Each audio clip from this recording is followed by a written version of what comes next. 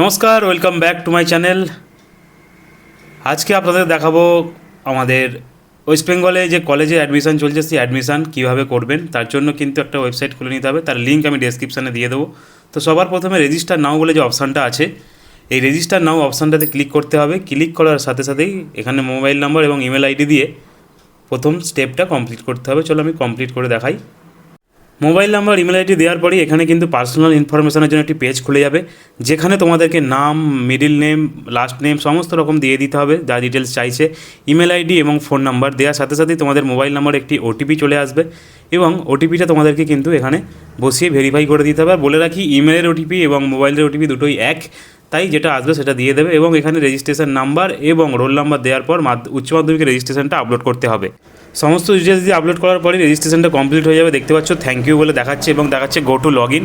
এবার এখানে আমরা চলে যাব গো টু লগ ইন অপশানটায়।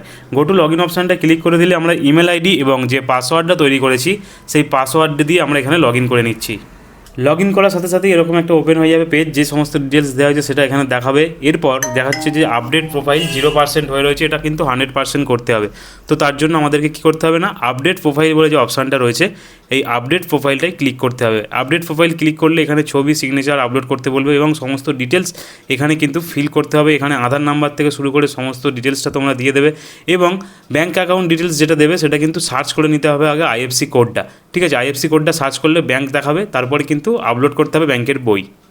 এই যে আমি যেমন এখানে আইএফসি কোডটা সার্চ করে নিলাম, সার্চ করে নিলে কিন্তু ব্যাঙ্কিং ডিটেলসটা চলে আসছে এবং এখান থেকে সিলেক্ট করে নিতে হবে। সিলেক্ট করে নিলে ব্যাংকের নাম আইএফসি কোড দেখিয়ে দেবে এবং সেই অনুযায়ী তোমাদেরকে এখানে নামটা লিখে দিতে হবে এবং অ্যাকাউন্ট নাম্বার দিয়ে পাসবুকটা আপলোড করে দিতে হবে। চলো আমি করে দিয়ে দেখাচ্ছি। ব্যাংকের পাসবুক আপলোড করার পরেই এরকম একটা পপ আপ ওপেন হবে। এখানে জাস্ট কিছু না, একটা ওকে করে দেবে। ওকে করে দেওয়ার সাথে সাথেই তোমাদের কাছে আরও একটি ইন্টারফেস উঠে আসবে, যেখানে তোমাদেরকে সমস্ত অ্যাড্রেসটা কিন্তু এখানে ফিল করে দিতে হবে। অ্যাড্রেসটা ফিল করে দিয়ে তারপর সেভ অ্যান্ড কন্টিনিউতে ক্লিক করতে হবে। তো আমি কন্টিনিউ করছি। অ্যাড্রেস দেওয়ার পর এখানে তোমাকে কিন্তু তোমার মায়ের, বাবার ডিটেলস দিতে হবে, কী করে, পড়াশোনা কতদূর করার পরে একটু নিচে থেকে নামাবে, সেখানে তোমাদেরকে ইনকাম দিতে হবে, ইনকাম ডিটেলস দেওয়ার পরে এবং ল্যাঙ্গুয়েজটা এখানে ইয়েস করে দিতে হবে, Bengali yes, read, right, speak, এটা করে দিয়ে সেভ অ্যান্ড কন্টিনিউতে ক্লিক করতে হবে। চলো আমি সবটা করে দিয়ে তোমাদেরকে নেক্সট স্টেপে দেখাই। তো এখানে এবার দিতে হবে মাধ্যমিকের ডিটেলস। ওপরে যে চেকবক্স আছে সেই চেকবক্সটা ক্লিক করে নেবে। মাধ্যমিকের সমস্ত ডিটেলসটা তোমরা ভালো করে দেবে, রোল নাম্বার, রেজিস্ট্রেশন নাম্বার দেওয়ার পরে ইয়ার অফ পাসিং সেটা দেবে।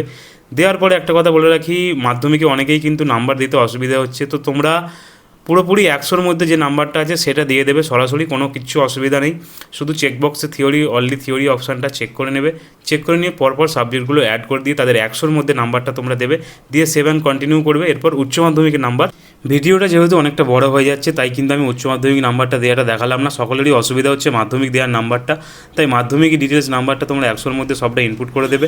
আমি এখানে সমস্ত নাম্বারটা দিয়ে জাস্ট সমস্ত ডকুমেন্টস আপলোড করে দেওয়ার পরেতেই কিন্তু এখানে এই সমস্ত প্রিভিউ যে অপশানগুলো আছে দেখবে, ডকুমেন্টস আপলোড করার পরেই তোমাদেরকে প্রিভিউ বলে একটা অপশান দেখাবে নিচদিকে। সেটা দেওয়ার পর সমস্ত ডিটেলসটা তোমাদের সামনে ভেসে উঠবে। এখান থেকে প্রতিটা ডিটেলস আরও একবার করে মিলিয়ে চেকবক্সগুলো ক্লিক করে দেবে। ক্লিক করার পরেই তবে তোমরা কিন্তু ডকুমেন্টসগুলো একবার দেখে নেবে কি আপলোড করলে। সেটা দেখে নেওয়ার পরেই তবে কিন্তু চেকবক্সগুলো ক্লিক করে নেওয়ার পরে অ্যাকনোলেজমেন্টে ক্লিক করে তবেই কিন্তু তোমরা এখানে অ্যাকনোলেজমেন্ট কন্টিনিউ করবে। কন্টিনিউ করার সাথে সাথে কিন্তু তোমাদের কাছে আরও একটি পেজ ওপেন হয়ে যাবে। যখনই তোমরা সমস্ত ডকুমেন্টস দিয়ে সাবমিট করে দেবে তারপর চলে আসবে সরাসরি কিন্তু এবার সাবজেক্ট চুজ করার জন্য, কলেজ চুজ করার জন্য। তো বলে রাখি 25টা বিষয়ে কিন্তু আবেদন করা যাবে। সেটা তোমরা 25টা কলেজে একটা করে সাবজেক্টে আবেদন করতে পারো বা 5টা কলেজে 5টা করে সাবজেক্টে আবেদন করতে পারো। তোমরা সেই অনুযায়ী কিন্তু এখানে কলেজ চুজ করে নিয়ে সাবজেক্টগুলো পরপর অ্যাড করে নাও। তো দেখতে পাচ্ছ আমার এখানে কিন্তু কলেজ যেগুলো আছে সেগুলো আমি সার্চ করে নিচ্ছি। সার্চ করে নিয়ে সাবজেক্ট অনুযায়ী, প্রেফারেন্স অনুযায়ী কী কম্বিনেশান আছে সেগুলো আমি পরপর কিন্তু অ্যাড করে দিচ্ছি।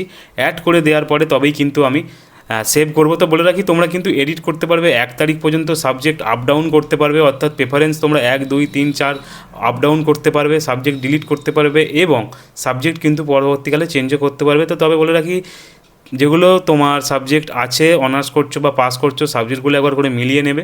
মিলিয়ে নেওয়ার পরেই তবে কিন্তু প্রসিড বলে যে অপশানটা আছে সেই অপশানটায় ক্লিক করবে। ক্লিক করার পরে তোমরা কিন্তু তোমাদের প্রিন্ট আউটটা নিয়ে রাখবে, কারণ প্রিন্ট আউটটা খুবই জরুরি। 1 তারিখ পর্যন্ত তোমরা সাবজেক্ট অ্যাডও করতে পারবে। আর অবশ্যই বলে রাখি সকলকে, যদি এই ভিডিওটা ভালো লেগে থাকে এবং যদি কোথাও কোনো অসুবিধা হয় অবশ্যই কমেন্ট করো, আমি কিন্তু তোমাদেরকে উত্তর দেওয়ার জন্য প্রস্তুত আছি। এবং আরও একবার বলে রাখি, মাধ্যমিকের রেজাল্ট অনুযায়ী তোমরা নাম্বারটা যে বসাচ্ছ সেই নাম্বার কিন্তু বসাতে অসুবিধা হলেও কমেন্ট করো।